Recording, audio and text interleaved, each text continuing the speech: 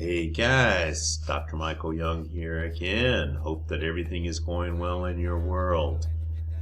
We are beginning our third lesson in our course, BA 320 Organizational Behavior.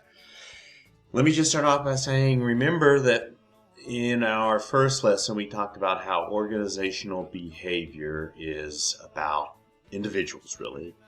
It's the individual component of three different levels of organizations: the individual, groups, and of course the whole organization.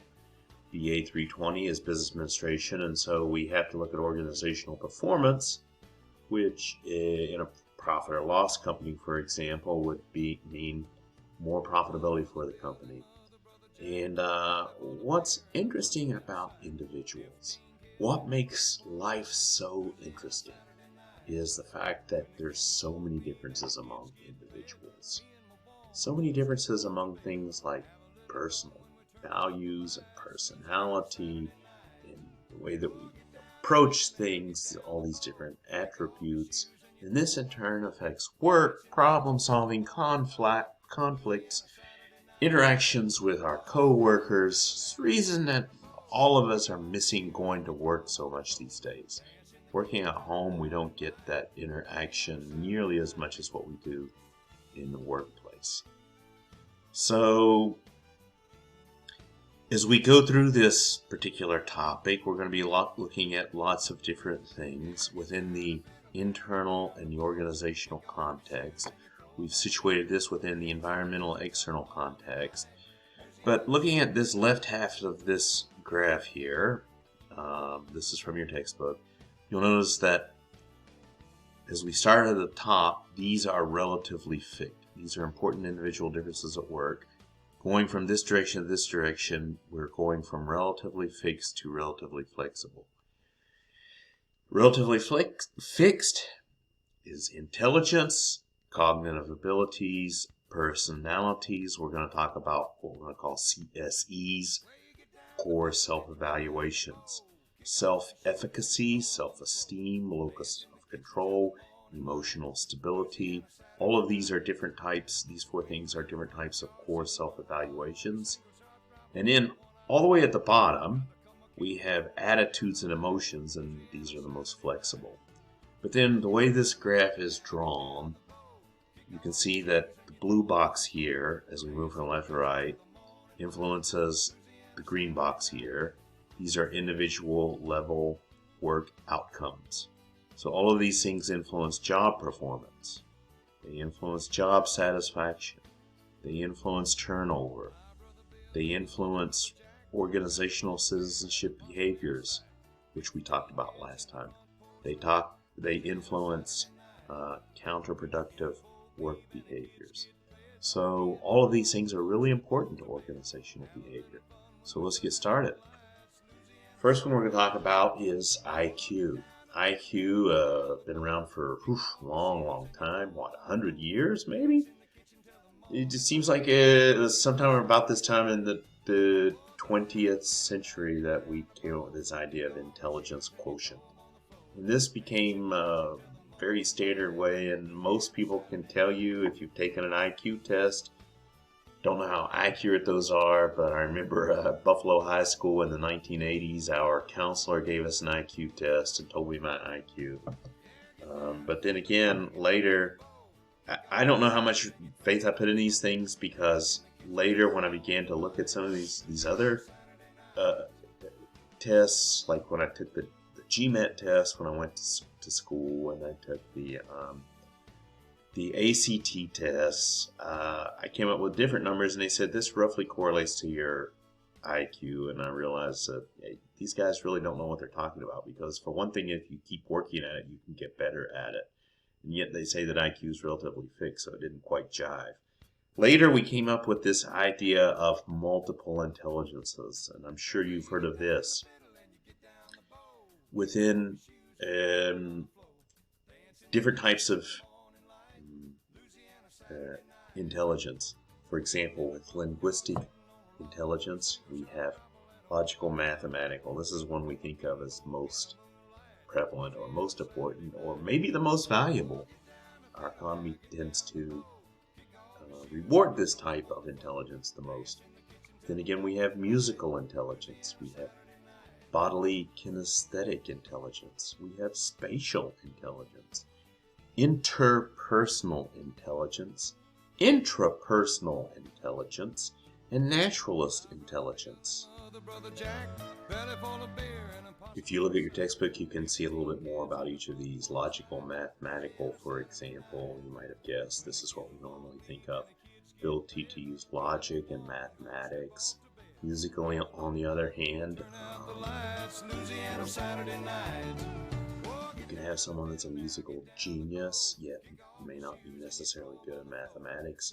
So which one is higher intelligence? I don't know. Who knows, right? That's the whole idea between multiple intelligence. Bodily kinesthetic is the ability to use your brain and hand coordination in a certain way. Spatial, your ability to recognize patterns, to understand relationships between different patterns of things and areas. Interpersonal intelligence is more like EQ on the outside level. Interpersonal means your ability to work with others. Intrapersonal is ability to regulate yourself. These are two different types of what we might call EQ, which we're going to talk about later. Naturalist, this is a new one, maybe a little bit trendy, but it's the ability to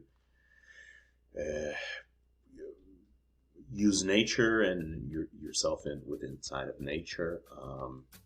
Where you get down the fiddle and you get down the bow. There's also something called practical intelligence. The ability to solve everyday items by utilizing knowledge gained from experience in order to purposefully adapt to, shape, and select environments. We all have strengths and weaknesses, and so the idea behind multiple intelligence is that just because a person doesn't do well on the SATs doesn't mean this person is not intelligent. They have other talents and other intelligences that should be recognized and should be rewarded. Personally, I've met lots of people that didn't have much education, but you could tell had very high IQ, very high practical intelligence, and what we might call street smarts. And this is the ability to pick up things and to adapt to their environment and to succeed regardless of the situation. Likewise, I've had in my lifetime being in academic circles, I've met lots of people that we could say are very highly educated, yet didn't have common sense, didn't have the sense to, as my dad would say, pour piss out of a boot. Just because you have a lot of degrees and a lot of numbers or a lot of qualifications behind your name does not necessarily mean that you are an intelligent person. In fact, when we're talking about academic intelligence, it's my own experience that a lot of people with very high education, as you go farther in education, get narrower and narrower and narrower and narrower in your specialization, so that by the time you become an expert, you've limited the scope of what you're examining and considering down to a very, very small amount. This means that, somebody that's an expert in a particular thing has spent an awful lot of their life thinking about a very, very tiny area of the universe. And so that means they don't know much about the rest of it. So, I don't know, and in some ways, it seems almost as though intelligence and education can be almost inversely related. That is, the higher you go in formal education, the less you may know about the rest of the world as you specialize in your particular area. But anyway, let's keep moving along without getting caught up too much in that. This is something that's very important. I remember, as I was saying for my PhD, they talked about the Big Five personality dimensions. Personality, this is a combination of stable physical, behavioral, mental characteristics that give individuals their unique identities. The big five are extroversion. Yeah, you've heard of this one. Are you an extrovert or are you an introvert? An extrovert or extroversion means someone that's outgoing, talkative, sociable, and assertive. Introvert is the opposite of extrovert.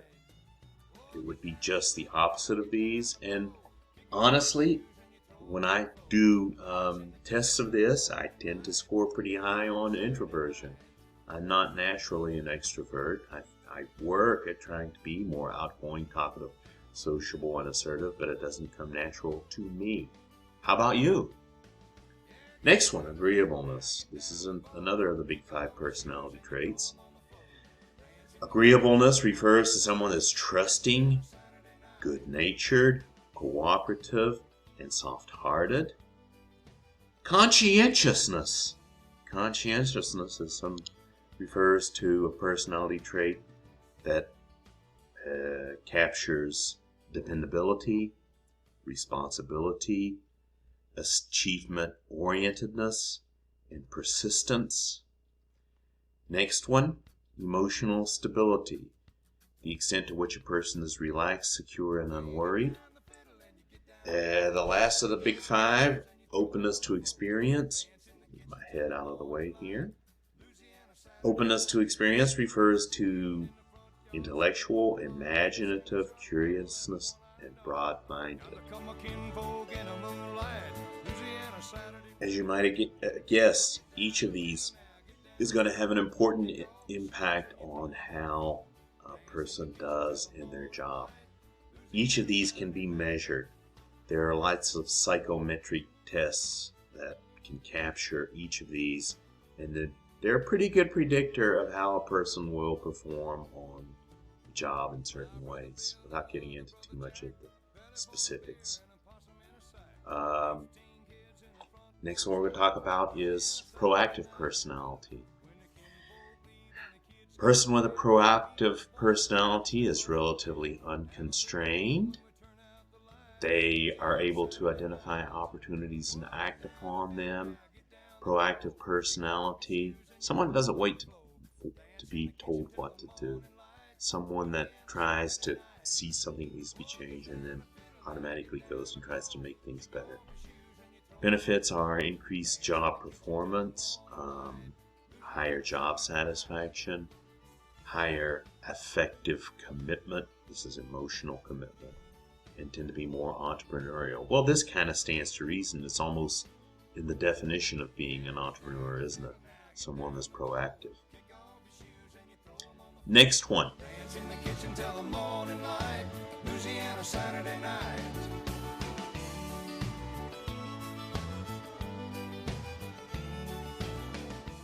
Or rather than the next one, looking at some of the interactions between how personality and performance interact, or how your personality can affect performance.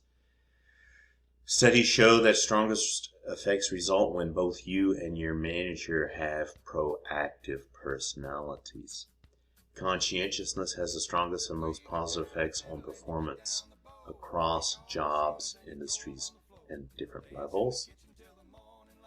Extroversion is beneficial if the job involves interpersonal interaction, is a strong predictor of job performance. Stronger predictor of job performance than it is agreeableness. But now, mind you, you need to be in a job in which calls for extroversion. If you're an extrovert in a job where you don't have a chance to interact much with people, that could actually be a bad thing. And this reminds me of something else I just recently read, is that introverts suffered less as a result of working at home than do extroverts. So who knows? Maybe as we all are forced to work more at home as a result of maybe further viruses, or maybe just technology makes that make more sense, then maybe introverts will end up doing better than extroverts in the long run. Those higher on agreeableness are more likely to seek new opportunities. Next, the problem with work personality traits. Psychometric testing has become very popular, and I think people don't like to admit exactly how accurate it is. I think they have to state in there that, it's not valid predictors. But I don't know how much that's actually true. But according to, I guess your textbook has to say this. Test takers do not necessarily describe themselves accurately. We know that for job testing, part of it is we're trying to figure out what are they trying to get at. If I want to get this job, what are they trying to measure here? How can I best answer this question, so that I get the job? Tests are bought off the shelf and given oftentimes by people that don't know what they're doing. And personality tests are meant to measure personalities, not what individual differences are needed to perform a particular job. Moving right along then. Next one. CSEs, core self-evaluations. These are how you evaluate yourself. A core self-evaluation, or CSE, is a broad personality trait comprised of 4 narrow and positive individual traits. The first one, which we're going to talk more about in just a moment, first, is generalized self-efficacy.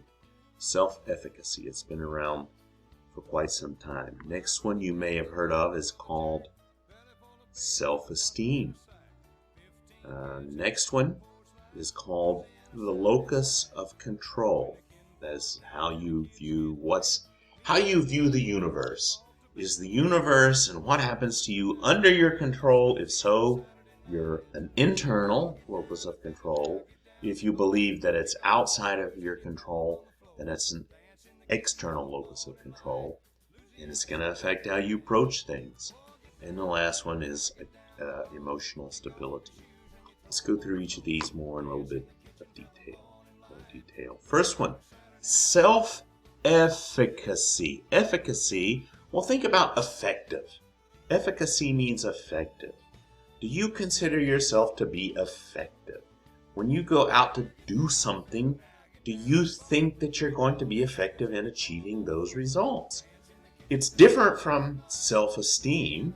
Self-esteem means, do you like yourself or do you not like yourself? You might like yourself even though you believe you're not effective. They're not the same thing. Self-efficacy is kind of a measure of confidence. Self-efficacy is a belief about your chances of successfully accomplishing a specific task. This one has been around for some time. There's my head. Let me move myself down here. This one's been around for some time. Notice that this is from 1993, so 30 years ago nearly. That's from developmental psychology. Here's another one from AMR, Academy of Management Review, even older, 1989. So it's been around for a long time. So this is one that's shown quite a bit of, again, empirical support. Where does your self-efficacy come from? Think about yourself. Are you an effective person? Are you an ineffective person? Does it depend? In social situations, if you're trying to get two parties to agree, if you're trying to convince someone to buy a product, will you be successful? When you're trying to sell your ideas and convince others that you're right, will you be effective or not effective? Or do you believe you will be effective or not effective? Well, whether you believe you will be effective or ineffective, in other words, your self-efficacy comes from your prior experience. If you've been effective in the past, you're more likely to believe that you're going to be effective in the future. Your behavioral models, when you think about prominent members of your family, or maybe classmates, or your friends, or maybe distant relatives. Are you going to be effective when you go to university? Well, what about your parents? Do you have a role model? a brother or sister or cousins, or maybe a best friend. Well, heck, if my friend can do it, then I can do it. Persuasion from others. What signals are you getting from other people?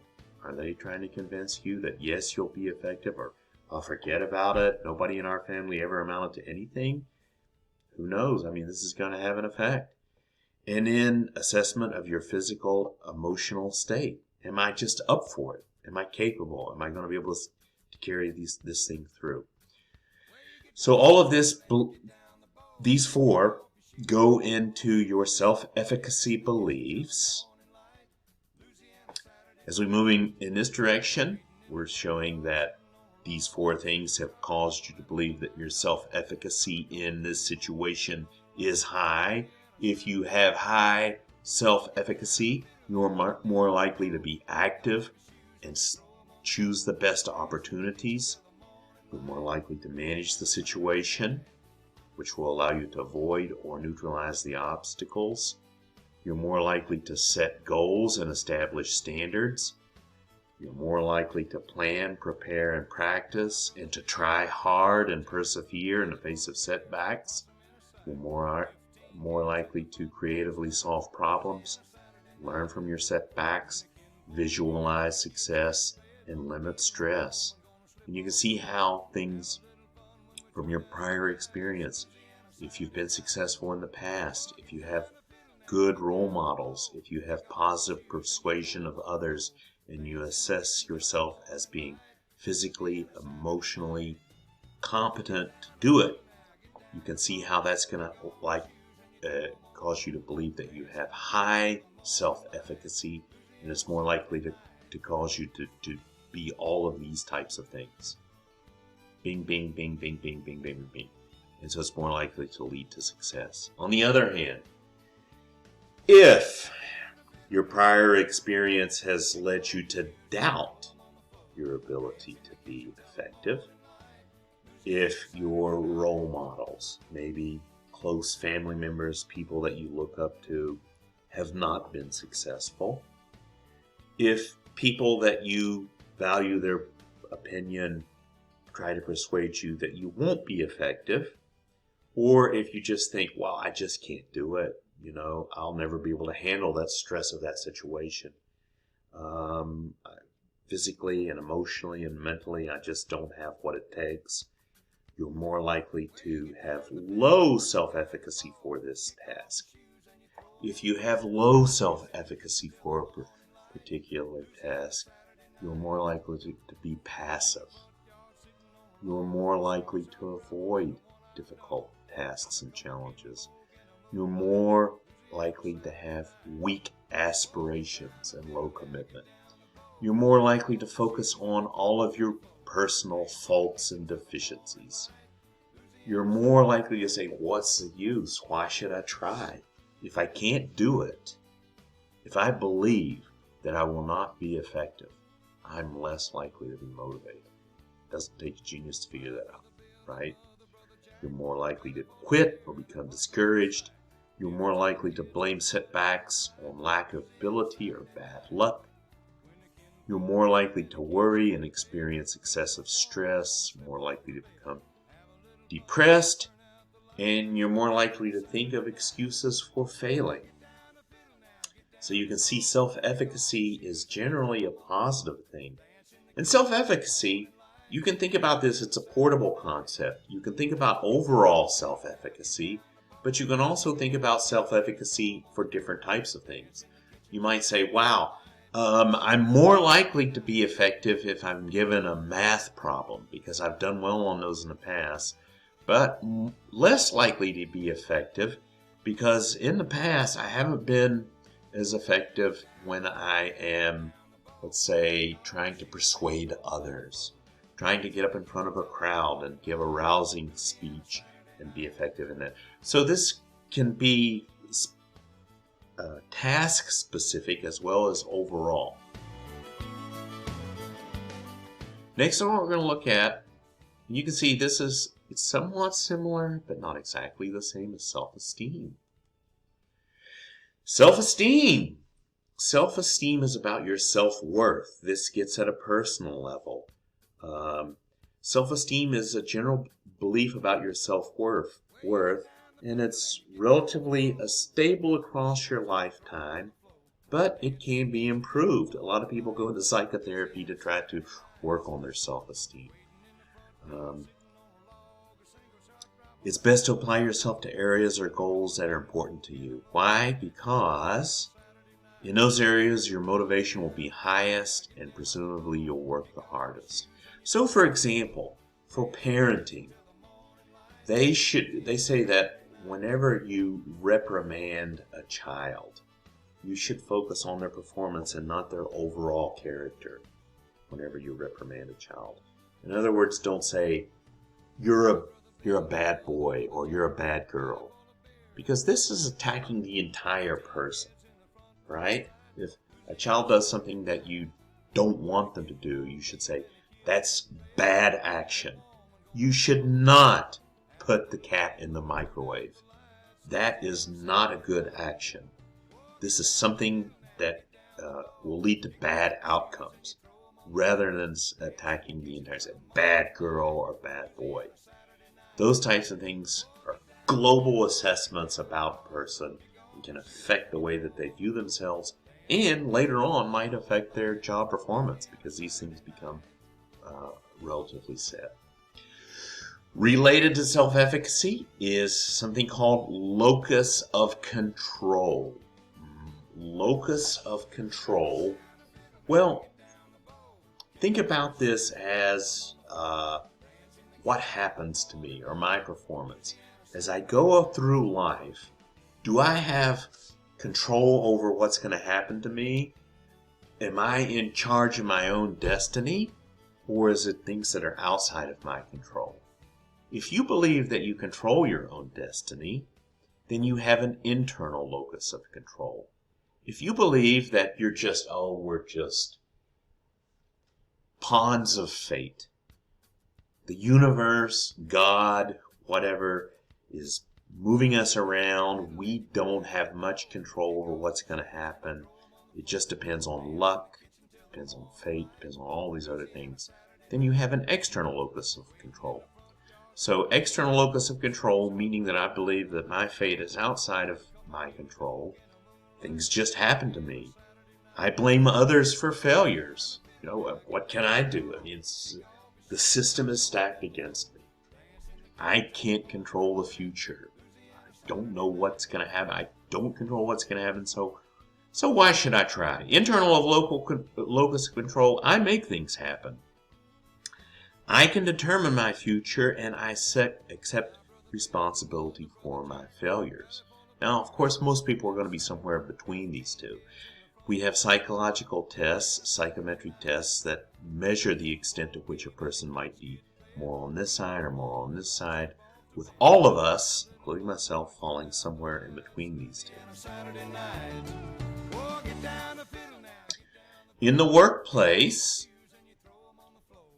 persons that have relatively higher locus control have higher motivation, have higher expectations, exert more effort when given tasks. They're more likely to believe they're gonna have some outcome, and this affects their motivation. External locus of control, they're more likely to be more anxious.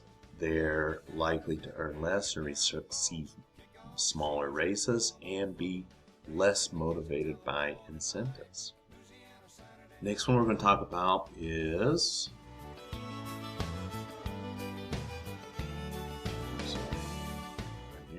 emotional intelligence. This is a book that has been around for quite some time. This was written at least in the 1990s, because I read it when I was a graduate student at the University of Connecticut. And it's by a guy named Daniel Goleman. I'm going to see if I can find some videos of him and put them up there. I may have already done so, but I'll see if I can find some more to stick up there about emotional intelligence so you can see a bit more about it. Great book. If you have time on your reading list, put this book on there. It's a classic. It really opens up your eyes and the way that we view intelligence. And Emotional intelligence, sometimes called EQ, emotional quotient. It's the ability to understand, use, and manage your own emotions in positive ways, relieve stress, communicate effectively, and empathize with others, overcome challenges, and diffuse conflict. Big ones, the big components, key components of emotional intelligence. Personal competence, self-awareness, and self-management. Social competence, social awareness and relationship management. Some of the benefits or drawbacks of EI. If you are highly emotionally intelligent, you should have better social relationships, overall greater well-being, increased satisfaction. The drawbacks, no clear link to improved job performance, and research remains unclear. Now, before you get discouraged about that, a lot of research remains unclear because doing research is hard. Doing research, you have to develop constructs. You have to measure them accurately, and you have to establish clear cause and effect relationship between a couple of constructs. It's really hard to do, but just common sense tells you that emotional intelligence is going to be something that's good. And, well, let me just talk a little bit about this book. The first pages of this book was the opening, what do we call it? The opening anecdote, the opening story was about a kid that was very intelligent, and he wanted to become a researcher, and he wanted to go to the best university. I believe he wanted to go to Harvard. In order to go to Harvard, he had to have all A's. Well, he had a biology teacher that gave him a B. And unfortunately, even though he was a brilliant guy, wasn't good at managing his intelligence, he killed his biology teacher with a knife. And so, I think, in my personal experience, I've known people that are extremely intelligent, that much more intelligent than me. I don't consider myself to be especially intelligent, but emotionally, they just couldn't handle it.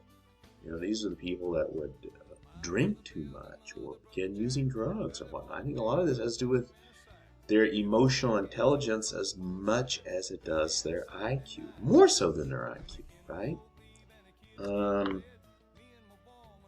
So regardless of what your textbook says about being no clear link to improved job performance, and research remains unclear, personally I believe that developing your own emotional intelligence is something that's clearly worthwhile. And a quote by Mark Twain. Mark Twain once said, I believe it was Mark Twain, but this is kind of a famous quote. You may have heard it before, but he said, getting mad is easy. Any dumbass can get mad.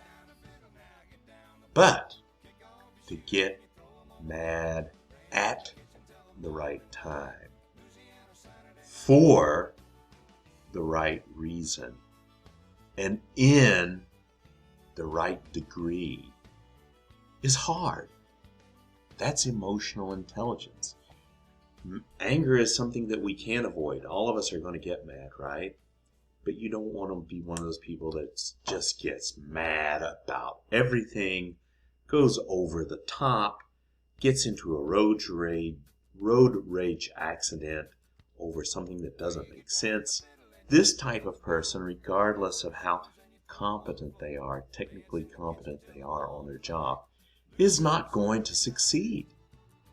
When I was a PhD student, I saw lots of PhD candidates come through, and whenever you start a PhD program, you've got about a 50% chance of succeeding, which means you have about a 50% chance of failing. Most of the people that succeeded were the ones that were emotionally intelligent, as much or more so than those that were just, have a high IQ. Because you suffer a lot of setbacks. You might get a D in a class and you believe you deserved a B. Now, what are you going to do in that situation? Are you going to go and get drunk, drop out? Are you going to go pick up a gun and start shooting people? That's not the right thing to do. That's not going to better you towards your goals. Are you going to be resilient and pick yourself up and try again next week? That is the right thing to do. And it takes a lot of effort. It takes a lot of effort to develop the ability to get mad at the right time, in the right degree, and for the right reason. That's a skill, I believe, that we develop. That's what emotional intelligence is. And so we see that people that have higher emotional intelligence, again, have all of these positive benefits. Emotions are complex, relatively brief responses aimed at a particular person or information or experience or an event. Emotions, of course, can change our psychological and physiological state. There are both positive and negative and mixed emotions. Plus, there are past versus future emotions. I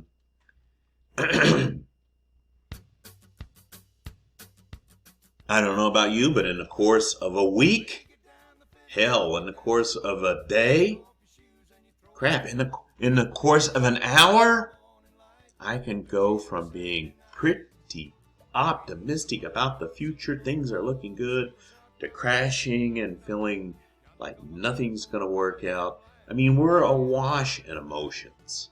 In a day, we might go from being relatively optimistic about what's going to happen in the future, about being pessimistic about what's going to happen in the future, about being optimistic again. So we have to watch these emotions as they wash over us, positive and negative, about the past, about the future, and try to use them in a positive way. Negative ones, try not to take them too seriously. Positive ones, try not to take them too seriously. Try to step back and realize that these are just feelings, and while they may have some grounding in reality, they're more just feelings about how we feel about a particular event or something, and so no need to take them too seriously. Managing emotions at work. Anger and fear are a couple of bad emotions that can affect our job performance. Anger. People are angry about what happened or did not happen in the past. Anger is a backward-looking or retrospective emotion. Fear. People may become afraid about things that might happen in the future. Fear is a forward-looking or prospective emotion. So, knowing this, future managers can guide their actions to how they communicate with employees, knowing their reaction to events. Organizations have emotional display norms or rules that dictate which types of emotions are expected or appropriate for their members to show. This is also why a lot of current counselors or managers or advisors advise people, to be mindful, to be in the present moment, not look too much on the past because it's outside of our control. The future is some sort of a dream that we're trying to predict as much as we can, but nobody really knows what's going to happen in the future. So, by focusing on what we have control over in the present moment, we're more likely to keep an even keel. Which brings us to our next slide, emotional stability at my or your performance. Emotional stability, people with more emotional stability have higher job performance, have more OCB, organizational citizenship behaviors, fewer CWBs, counter work behaviors. People high in emotional stability tend to be relaxed, secured, unworried, less likely to experience negative emotions under pressure. But hey guys, if we're going to bring this down to the brass tacks of applying it to our day-to-day experience. I know personally that this is a full-time job. Keeping my emotions in a steady, even keel, working towards emotional stability. It's a full-time battle. I get up a lot of mornings, as I'm sure you do, and read about what's happening in the world, about what's happening in the workplace, about what's happening in the economy. And it's easy to get thrown off balance. This COVID thing has all of us under more stress. All of us are experiencing more stress. And so we have to work at keeping our emotions balanced in such a way that it doesn't throw us off course. A little bit of meditation, a little bit of self-coaching in the morning, for me, goes a long way. Okay, last slide. Figure 3.6. This is the last one in this particular chapter. Kind of brings a lot of these things together. I'm trying to get my little head here out of the way. You could take that the wrong way. I know, no, I didn't mean that as kind of funny, but I meant my little self video here. All right, according to putting all this into context, 3.6, our organizing framework for understanding and applying OB. Input factors, personal factors. We talked about intelligences, personality. We talked about proactive personality. We talked about our core self-evaluations, our CSEs. We talked about self-efficacy. How do we evaluate ourselves as being effective or not? How do we evaluate what's going to happen to us? Is it under our control or not under our control? If it's under our control, that's an internal locus of control. If it's outside of our control, that's a external locus of control. For some reason or another, do we have low self-esteem? It's not a good thing. That's something that we can work on. We can all work on improving our self-esteem. And emotional intelligence. Are we able to keep our emotions under control? And then we also might think about, as we become managers, as you become responsible for other people, what can you do to help them to make these inputs more positive? At the intermediate level, we've got the process. These personal factors, how we score on them, will affect individual level emotions, will affect group and team dynamics, and of course it will affect organizational level performance. The outcome, our personal task performance, work attitudes, well-being, flourishing, whether our organization has turnover, career outcomes. At the group level, it will affect group team performance, group satisfaction. And finally, for the companies that we work for, or for the companies that we manage, or if you're one of those people that's planning on starting a business, the business that you start, you'll have financial performance, survival, and reputation. All right. That is going to do it for us, I do believe. Hey, it's me again. Stay awesome, guys. We'll meet next time.